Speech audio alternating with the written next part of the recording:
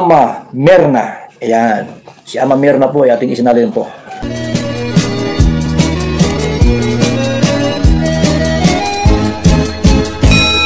Ayan, good morning po ulit.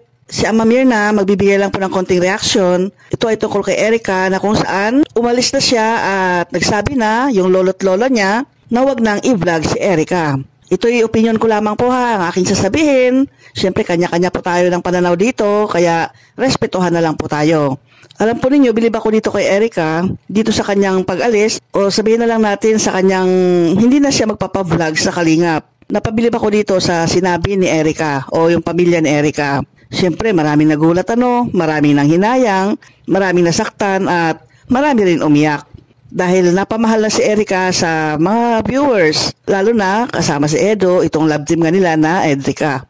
Kaya sinabi kong bilib ako dito sa nangyari sa kanya dahil yung kanyang pag-alis o yung kanyang hindi pagpapablog dito sa Kalingap, ay may paalam po ito na hindi siya basta-basta umalis, hindi siya basta-basta tumakas, hindi siya basta-basta nang iwan, kundi sinabi nila ng maayos kay Kalingap Rab. Siyempre si Kalingap Rab nagtaka hindi niya akalain na si Erica hindi na magpapablog. Kasi viral na viral ngayon si Erica saka si Edu. Tapos malalaman mo na lang na aayaw na sila.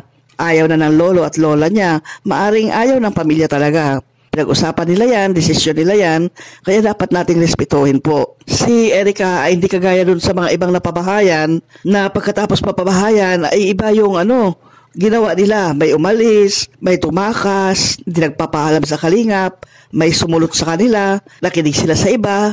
Ganyan yung ginawa yung ibang mga natulungan ng Kalingap. Kung baga wala silang respeto doon sa mga taong tumulong sa kanila. Pero itong si Erica ay may respeto pa naman po yung pamilya niya. Kasi sila na yung susunod na pababahayan, di ba? Kung talagang mukhang pera sila o talagang ang habol lang nila ay material na bagay, ay sana pinatapos muna nila yung patayo ng bahay nila na kung tutuusin ay yun ang pinakamalaki at pinakamaganda sana na pabahay ni Kalingap Rab. Pero hindi tinapos yun. Hindi pa nga naumpisahan Pero bago umpisahan yun ay nagpaalam na nga yung pamilya ni Erica na wag na silang magbablog sa kanila. Pagpapatunay lamang yan mga Kalingap na hindi sila mukhang pera. Hindi nila habol yung material na bagay na nakalaan sana sa kanila kasi marami nasasayangan talaga. Marami kasing nag-sponsor sa kanila, nagbibigay, nagpapaabot ng biyaya o tulong para sila ay makaahon sa buhay. Nasasayangan ang mga iba. Pero para sa kanila, hindi nila ito ginawa kundi sila ay nagpaalam ng maayos para maghiwa-hiwalay sila o pamilya ni Erica at saka si Kalingap Rab, maghiwa-hiwalay na walang samaan ng loob, walang hinanakit o walang paninisi sa bawat isa. Okay lang daw na hindi mapunta sa kanila yung pabahay na yan kasi may dahilan sila. Yung dahilan man na yun, maaring alam na nila Kalingap Rab yan, pero hindi pa sinasabi sa atin. Kaya sabi ni Kalingap Rab, hindi mukhang pera sila Erica, walang sumulot sa kanila, walang ibang nag-handle na sa kanila, kundi meron talaga silang isang rason na hindi pwedeng sabihin. Kaya respetuhin na lang po natin yung desisyon nila na yon.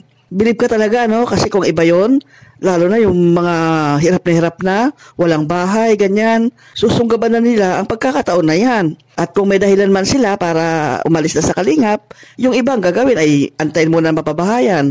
Pag napabahayan na, tsaka aalis. Pag napabahayan na, tsaka sila gagawa o kikilos ng gusto nila. Yun ang mga tao na tinulungan na mga walang utang na loob sa Kalingap. Pero sila Erica ay hindi po ganun. Maayos silang nagpaalam kay Kalingap Rab.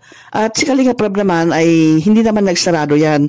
Open pa naman yan na kung sakali magbago ang isip ni Erica, gusto niya uling magpa-vlog, lapit lang siya uli sa Kalingap at iba-vlog uli nila Kalingap Rab. Tanggap pa naman siya. Open pa rin ang Kalingap sa kanila. Kasi maganda yung pagsasama nila at maganda rin yung paghihiwalay nila. Kaya hindi nakakahiya na bumalik ganon dahil okay o tama lang yung proseso na ginawa ng lolo at lola ni Erica. Kaya tayo na mga nagmamahal kay Erica o sa Edrica ay mag-move on na lang kasi si Erica ay naka-move on na rin. Nasabi na nila yung gusto nilang sabihin. Kaya tayo ay suportahan na lang natin yung gusto nilang gawin sa kanilang buhay. At si Edo naman, sabi niya, friends pa rin sila ni Erica kahit hindi na sila magkasama sa vlog, still friends pa rin sila. Yun ang kagandahan sa Kalingap. Marunong silang umunawa. Kaya suportahan po natin sila. Malay mo balang araw, sasabihin din nila yung tunay na rason, di ba? Kaya antayin na lamang po natin yan. May mga update naman si Kalinga Prab araw-araw. Kaya, yun, abangan na lang natin palagi ang live ni Kalinga Prab. Okay, salamat muli sa inyong panonood. Hanggang sa muli. Bye-bye!